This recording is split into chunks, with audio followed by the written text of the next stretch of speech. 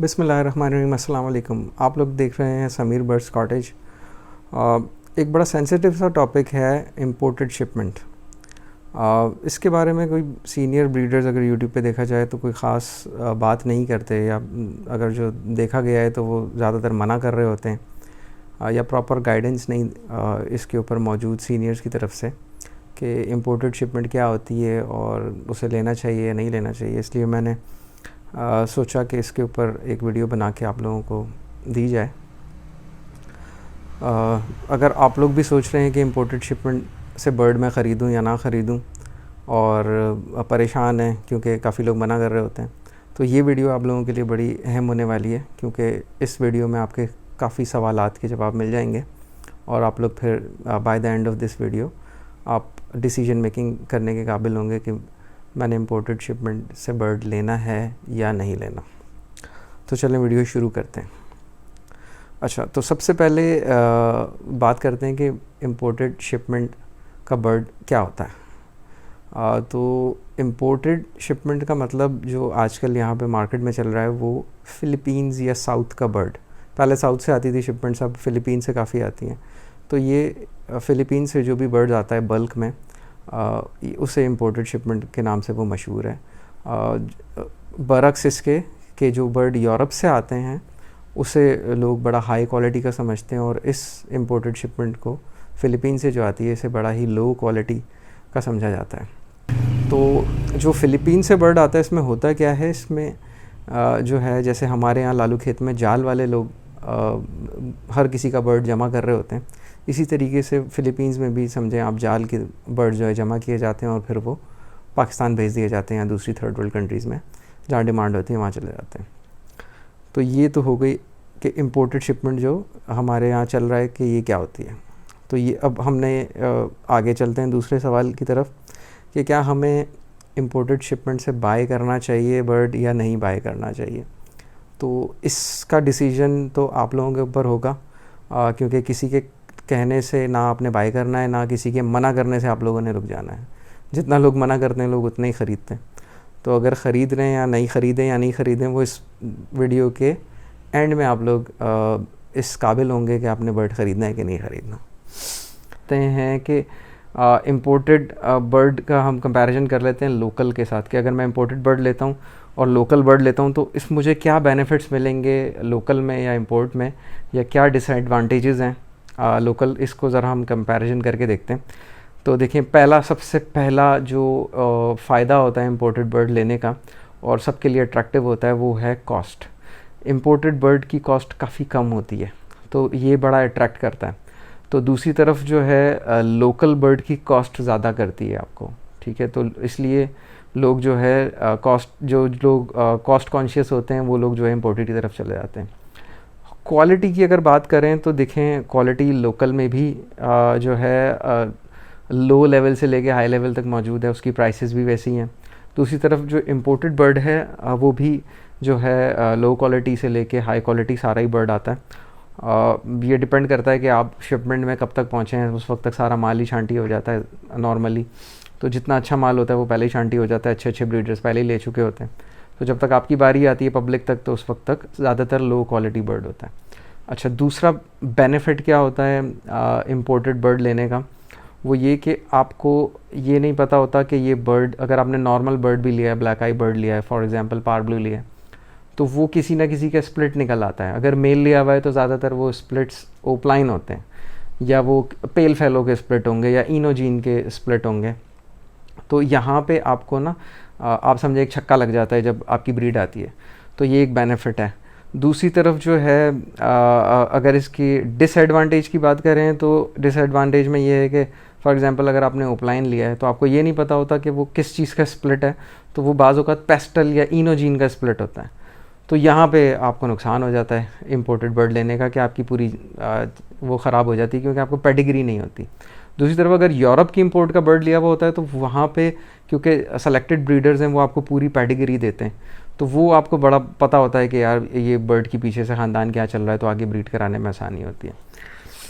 दूसरा जो local versus import के कंपैरिजन में हम बात करेंगे कि इसका जो एक लोकल का बेनिफिट है बर्ड लेने का, वो ये है कि आपका लोकल बर्ड प्रोड्यूस जो हुआ हुआ होता है वो लोकल क्लाइमेट में प्रोड्यूस हुआ हुआ होता है, तो वो क्लाइमेटाइज्ड बर्ड होता है। जबकि जब जो इम्पोर्टेड बर्ड आता है उसे क्लाइमेटाइज होना होता है। तो ये एक आपको जो है एक लोकल में फ़ायदा है, और इम्पोर्टेड बर्ड में जो है नुकसान है कि वो आपको क्लाइमेटाइज नहीं हुआ हुआ होता, उसको क्लाइमेटाइज करते करते जो है बाज़ औक़ात बर्ड्स ही एक्सपायर हो जाते हैं। दूसरा कि अगर आपने अब ये देखते हैं कि करना क्या है हमने, अगर इम्पोर्टेड बर्ड लेने का डिसीजन आपने कर लिया है कि यार मैंने इम्पोर्टेड बर्ड लेना है, तो करना क्या है लेने के बाद? भाई लेने के बाद सबसे पहले इम्पोर्टेड बर्ड लें या लोकल बर्ड लें, क्वारंटीन लाजमी करें। क्वारंटीन करना होता है बर्ड को। लोग उतावले होते हैं कि बस आज बर्ड लूँ कल जाके ब्रीड पे छोड़ दूँ उसको, और अगर एडल्ट बर्ड मिल जाए तो फिर तो और ही ज़्यादा हम लोग उतावले हो जाते हैं कि बस ये जाके फ़ौरन ब्रीड कर जाए। तो भाई उसको जो है क्वारंटीन करें बर्ड को। अगर वो कोई खुदा ना खास्ता अपने साथ कोई डिज़ीज़ कैरी कर रहा है तो वो अपने क्वारंटीन पीरियड में शो करेगा, आप उसको ट्रीट कर सकते हैं, या एटलीस्ट जो है अगर कोई नुकसान होना होगा तो आपके सिर्फ वो पैसे जाएंगे जो आपने इम्पोर्टेड बर्ड लिया है, वो उसका लॉस हो जाएगा आपको, आपके बाकी शेड को लॉस नहीं होगा। होता क्या है, यहाँ पे लोग लेके चले जाते हैं, इंट्रोड्यूस कराते हैं इम्पोर्टेड बर्ड लेके, और फिर वो अगर किसी पॉक्स वगैरह वायरस का अगर वो कैरियर है और वो पॉक्स पूरे शेड में फैला देता है तो पूरा शेड ज़ीरो हो जाता है। 100 में से 2-4 लोगों का होते हैं, और वो फिर पूरे उसको बदनाम करते हैं कि यार, डराते हैं बेसिकली न्यू फैंसियर्स को कि इस तरफ ना आ जाएं। तो बेनिफिट्स और ये तो मैंने आपको बात कर ली। इसके बाद जो है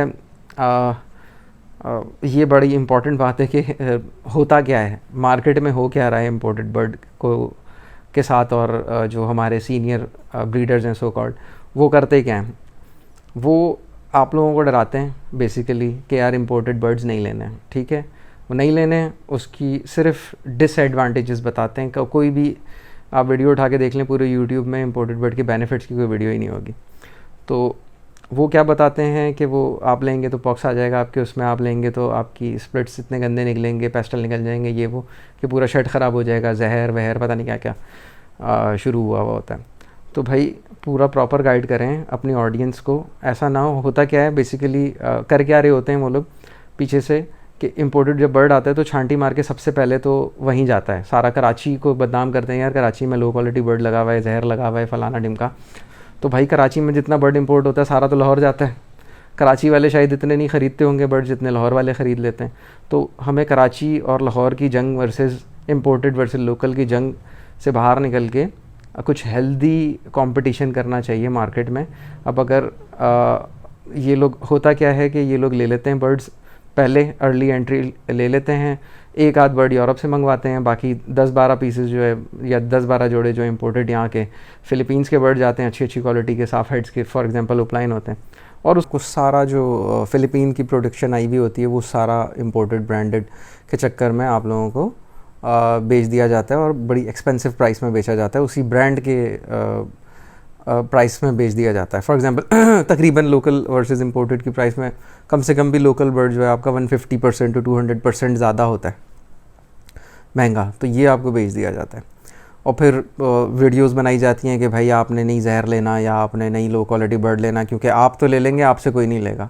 तो भाई आप भी इन बड़े ब्रीडर से महंगा बर्ड्स ले लेंगे, लेकिन आप तो महंगा बर्ड ले लेंगे, लेकिन जब आपके पास ब्रीड आएगी तो आपसे कोई महंगा बर्ड्स नहीं लेगा कोई भी महंगा बर्ड आपसे नहीं ले रहा होगा, क्योंकि आप ब्रांड नहीं होंगे। आपने ब्रांडेड बर्ड तो ले लिया है लेकिन आपसे कोई ब्रांडेड बर्ड महंगी प्राइस पे कोई नहीं लेगा, वो फिर आपको सस्ता ही बेचना पड़ रहा होगा। 1.5-2 साल पहले भी हमने देखा है कि ये बड़े बड़े ब्रांड्स के BVA चैम्पियंस के ओपलाइंस जो है 30-30 हज़ार रुपये में बिक रहे थे काले हेड के। तो आप भी जो है, होता ये है कि पहले अपने पास माल जमा किया जाता है, उसके बाद एक फिजिबिलिटी निकाल दी जाती है, उस नए उसकी नई म्यूटेशंस की एक फिजिबिलिटी निकल जाती है, और उसके बाद फिर लोग उसके पीछे जब जाते हैं तो पीछे से अपना ही माल बेच दिया जाता है। तो नया फैंसियर बड़ा कंफ्यूज है कि वो ख़रीदे क्या। अभी वो ओपलाइंस की तरफ जा रहा होता है तो उसे स्लेटी की तरफ पीछे भगा दिया जाता है। अभी स्लेटी लेता है तो फिर जब स्लेटी की ब्रीड आती है तो ग्रेविंग के पीछे चले जाते हैं। अब पैलेट शुरू हो गया, पेल शुरू हो गया। तो भाई नए फैंसियर्स आप लोग अपना ना माइंड क्लियर रखें कि करना क्या है। अगर इम्पोर्टेड बर्ड ले रहे हैं तो आपके पास एक अच्छी लाइन होनी चाहिए। आपके पास ना वाइल्ड टाइप अभी तक जो है वाइल्ड टाइप का कॉन्सेप्ट लोगों के पास है नहीं, तो वाइल्ड टाइप आपके पास एक अच्छी लाइन होनी चाहिए, ताकि आप लोग भी जब अगर फ़िलीपींस का जहर भी ख़रीद रहे हो तो आप अपनी इतनी अच्छी लाइन के साथ आउट क्रॉस करवाएं उसको। जब आपका आउट क्रॉस होगा अच्छी लाइन से, तो आपके एक बेटर वर्जन ऑफ बर्ड्स आपके प्रोड्यूस होंगे, और फिर वो जब अच्छा क्वालिटी में बर्ड प्रोड्यूस होगा, जैसा कि दूसरे शहरों में प्रोड्यूस हो रहा है, तो फिर आप भी उसे लोकल और अच्छी ब्रीड करके बेचेंगे। तो क्वालिटी के ऊपर फोकस रखें, और क्वालिटी पे फोकस करने के लिए क्वालिटी बर्ड्स अपने पास लगाएं। जब आपके पास क्वालिटी लाइन होगी, उसके बाद आप कहीं से भी बर्ड्स ख़रीदें, लोकल ख़रीदें या इम्पोर्टेड ख़रीदें, आपके पास जो है, आप लोग फिर जो उससे आउटकम आएगा ना, वो एक अच्छा होगा। अभी क्या होता है, अभी होता ये है कि आपके पास शेड में ना आपके पास अच्छी फ़िशरी होती है ब्लू सीरीज़ में, ना आपके पास अच्छी जो है सीरीज़ में जो है ग्रीन सीरीज़ में फ़िशरी होती है। दूसरा ये कि अगर आपने फॉर एग्ज़ाम्पल पेल फैलो ख़रीदा है 1 लाख रुपए का इम्पोर्टेड, तो आप चाहते हैं कि यार किसी तरीके से पेल फैलो प्रोड्यूस हो जाएं, ठीक है, तो आप जो आपके पास अवेलेबल फ़िशरीज़ होती है आप उसके साथ लगाते हैं, क्योंकि वो कॉम्प्रोमाइज़्ड क्वालिटी की होते हैं आपके पास अवेलेबल शेड में बर्ड्स। तो फिर जो फ़िलीपीन से बर्ड आ रहा होता है और वो कॉम्प्रोमाइज़्ड क्वालिटी, फिर एक जो है गार्बेज इन गार्बेज आउट वाली कहानी होती है कि आपके पास एक क्वालिटी बर्ड प्रोड्यूस नहीं हो पाता। आपने करना क्या है, आपने एक अच्छी लाइन की फ़िशरीज़ बनानी है ब्लू सीरीज़ में, ग्रीन सीरीज़ में, और ये अगर आप सब स्टैंडर्ड बर्ड्स ले रहे हैं या इम्पोर्टेड बर्ड्स ले रहे हैं, तो आपने अपने बर्ड्स को इनके साथ आउट क्रॉस करवाना है। सबसे पहले आप अपनी क्वालिटी को समझें, क्वालिटी को समझेंगे तो शिपमेंट में जाके अच्छा बर्ड निकालेंगे ना। 100-150 बर्ड्स होते हैं, उसमें से आपने 2 बर्ड निकाल लें, 4 बर्ड निकाल लें, तो आपको अगर क्वालिटी का नहीं पता होगा तो आप जाके कैसे क्वालिटी बर्ड निकालेंगे। तो जो सीनियर ब्रीडर्स कर रहे हैं वो काम आप भी कर सकते हैं। तो अगर ये सब चीज़ें कर सकते हैं तो जाएं, आप इम्पोर्टेड की तरफ जाएं, और अगर नहीं कर सकते तो फिर आप लोकल की तरफ जाएं, ठीक है। आई होप कि इस वीडियो से आप लोगों को काफ़ी इन्फॉर्मेशन मिली होगी। फिर किसी वीडियो में मिलते हैं। Thank you so much for watching. अगर वीडियो अच्छी लगी हो तो लाइक कर दीजिएगा, सब्सक्राइब कर दीजिएगा, बेल आइकन को दबा दीजिएगा, क्योंकि अब मैं इंशाल्लाह रेगुलर वीडियोस बनाने लगा हूँ, तो अब कोई टाइम टू टाइम वीडियोस आती रहेंगी। एक लंबा गैप आ गया था वीडियोस में, तो अब इंशाल्लाह उस गैप को ख़त्म करेंगे और आपके पास इंफॉर्मेटिव वीडियोस आती रहेंगी। Thank you so much. अल्लाह हाफ़िज़।